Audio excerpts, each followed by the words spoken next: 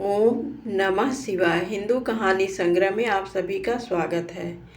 आइए बहुत रोचक कहानी लेकर आए हैं।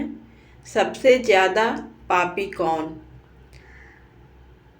पति ने अपनी पत्नी को कुएं में क्यों फेंक दिया। आइए कहानी को जानते हैं। बहुत समय पहले एक भोगवती नाम की नगरी हुआ करती थी। उस नगरी में राजा रूपसेन का राज्य हुआ करता था। राजा को शादी करने का बड़ा मन था। एक दिन राजा ने अपने चिंतामणि नाम के तोते से पूछा, बताओ मेरी शादी किसके साथ होगी। तोते ने कहा, मगध की राजकुमारी चंद्रवती से। राजा ने तोते की बात सुनने के बाद एक ज्योतिषी को बुलाकर यही सवाल पूछा। ज्योतिषी ने भी राजा को वही उत्तर दिया जो तोते ने दिया था। मगध की राजकुमारी को भी अपने होने वाले वर के बारे में जानने का बड़ा मन था। राजकुमारी ने अपनी मैना मंजरी से पूछा, अरे ये बताओ मेरा विवाह किसके साथ होगा। मैना ने भी राजकुमारी को राजा रूपसेन से शादी होने की बात बताई। इतना सुनने के बाद दोनों नगर की तरफ से शादी का न्योता एक दूसरे को भेजा गया, जो स्वीकार हो गया। इस तरह राजा रूपसेन और राजकुमारी की शादी हो गई। शादी होने के बाद रानी अपने साथ मैना को भी लेकर आई। राजा ने अपने तोते से मंजरी मैना की शादी करवा दी और दोनों को एक ही पिंजरे में रख दिया। एक दिन किसी बात को लेकर मैना और तोते के बीच में बहुत बहस होने लगी। मैना गुस्से में कहने लगी, पुरुष पापी, धोखेबाज और अधर्मी होते हैं। फिर गुस्साए तोते ने कहा, स्त्री लालची, झूठी और हत्यारी होती है। दोनों के बीच झगड़ा इतना बढ़ गया कि यह बात राजा तक पहुंच गई। राजा ने दोनों से पूछा, क्या हुआ, तुम दोनों क्यों लड़ रहे हो। मैना ने झट से कह दिया कि महाराज, आदमी बहुत बुरे होते हैं, और फिर सीधे कहानी सुनाने लग गई। सालों पहले इलाहापुर नगरी में महाधन नाम सेठ रहता था। उस सेठ के घर शादी के कई सालों बाद एक लड़का पैदा हुआ। महाधन सेठ ने उसका बड़े ही अच्छे से पालन पोषण किया। अच्छे संस्कार मिलने के बाद भी सेठ का बेटा बड़ा होकर जुआ खेलने लगा। जुए की लत में वो सारा पैसा जुआ खेलते हुए हार गया। इसी बीच सेठ की मौत हो गई। जुए की लत की वजह से न तो लड़के के पास पैसे बचे और न पैसा कमाने वाला बाप। तो लड़का अपना नगर छोड़कर चंद्रपुरी नगर पहुंच गया। नए नगर पहुंचकर लड़के की मुलाकात कर्ज देने वाले साहूकार हेमगुप्त से हुई। लड़के ने अपने पिता के बारे में साहूकार को बताया और एक झूठी कहानी उसको सुनाने लगा। उसने कहा कि वो जहाज लेकर बहुत बड़ा सौदा करके लौट रहा था। उसी समय समुद्र में इतना तेज तूफान आया कि उसका जहाज वहीं डूब गया और वो बच बचाकर यहाँ पहुँचा है। इतना सुनते ही साहूकार ने उसे अपने घर में रहने की इजाज़त दे दी। इसी बीच हेमगुप्त साहूकार को ख्याल आया कि सेठ का ये लड़का मेरी बेटे के लिए अच्छा वर साबित हो सकता है। तुरंत साहूकार ने अपनी बेटी की शादी सेठ के बेटे से करवा दी। शादी के कुछ दिन तक अपने दामाद का काफ़ी सत्कार करने के बाद साहूकार ने अपनी बेटी को खूब सारा धन देकर विदा कर दिया। दोनों के साथ साहूकार ने एक दासी को भी भेजा। रास्ते में सेठ के बेटे ने अपनी पत्नी से कहा, सारे गहने मुझे दे दो, यहाँ कई लुटेरे हैं। उसकी पत्नी ने ऐसा ही किया। जेवर मिलते ही उसने दासी को मारकर कुएं में फेंक दिया और अपनी पत्नी को भी कुएं में धक्का दे दिया। लड़की जोर जोर से रोने लगी। उसकी रोने की आवाज़ सुनकर एक राहगीर ने महिला को कुएं से निकाला। कुएं से निकलते ही वो अपने पिता के पास चली गई। उसने अपने साहूकार पिता को सच्चाई नहीं बताई। उसने कहा कुछ लुटेरों ने उन्हें लूट लिया और दासी को मार दिया। साहूकार ने अपनी बेटी को दिलासा देते हुए कहा, चिंता मत करो, तुम्हारा पति जिंदा होगा और वो कभी न कभी जरूर लौटकर आ जाएगा। उधर लड़का अपने नगर पहुंचकर दोबारा सारे पैसे और जेवरात जुए में हार जाता है। पैसे खत्म होने के बाद उसकी हालत बहुत बुरी हो गई।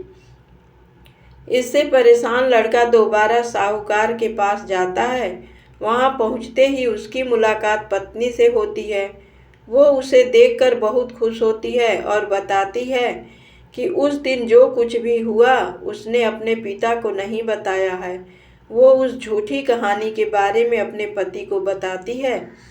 जैसे ही साहूकार अपने दामाद को घर में देखा तो उसने उसका स्वागत किया।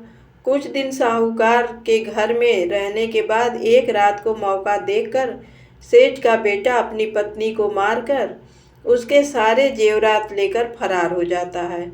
यह कहानी बताने के बाद मैना कहती है, महाराज, ये सब होते हुए मैंने खुद अपनी आंखों से देखा है। यही वजह है मैं आदमियों को पापी कहती हूँ।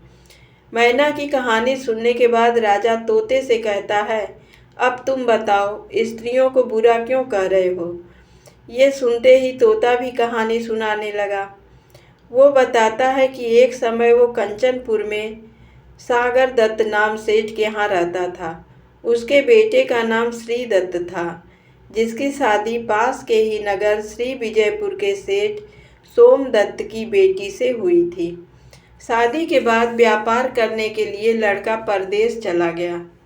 उसकी पत्नी जयश्री उसका इंतजार बेताबी से करती थी, लेकिन 12 साल गुजर गए जब वो परदेश से लौटकर नहीं आया।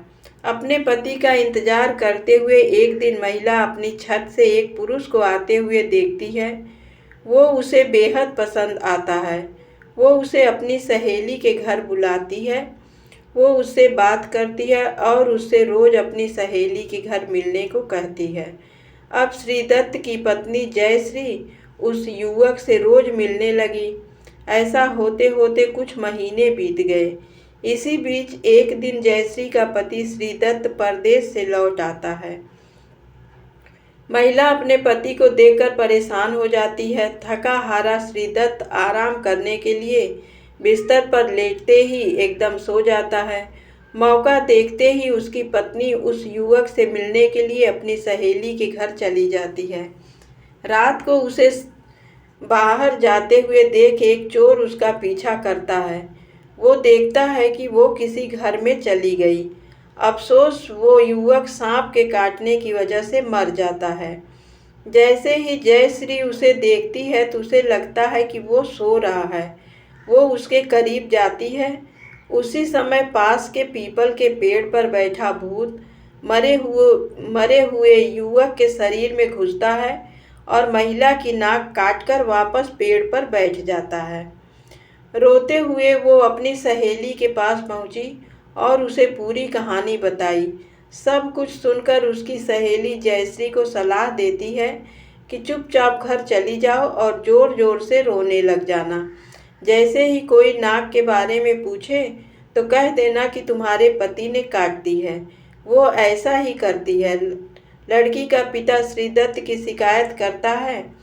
इसके बाद सभा में सभी पेश होते हैं। जैसे ही राजा लड़की की कटी हुई नाक देखता है तो गुस्से में उसके पति को सूली से लटकाने का फैसला सुना देता है। उस सभा में वो चोर भी मौजूद होता है जिसने श्रीदत्त की पत्नी को रात में घर से बाहर जाते और अन्य चीज़ों को देखा था। राजा द्वारा सुनाई गई कि राजा को सुनते ही चोर बहुत दुखी हो राजा के द्वारा सुनाई गई सजा को सुनते ही चोर बहुत दुखी होता है। वो किसी तरह से हिम्मत करके राजा को सारी कहानी बताता है। कोई भी उसकी बात पर विश्वास नहीं करता तो चोर कहता है, आप वहाँ चलकर देख लीजिए, भूत भी वहीं है और युवक की लाश भी है और उसके मुंह में कटा हुआ नाक भी है। जब जांच की जाती है तो बात सच निकलती है। यह बताकर तोता कहता है, राजन, महिलाएं इतनी दुष्ट होती हैं। अब बताइए, इसमें से महिला और पुरुष दोनों में से ज़्यादा पापी कौन है? राजा कुछ देर सोचकर बताते हैं, महिला ज़्यादा पापी है। राजा ने जवाब में बताया, विवाहित होने के बावजूद महिला की पुरुष पर नजर थी और उसने अपने पति को धोखा दिया। इंसान को कभी भी झूठ नहीं बोलना चाहिए। झूठ बोलने का परिणाम हमेशा ही बुरा होता है। धन्यवाद।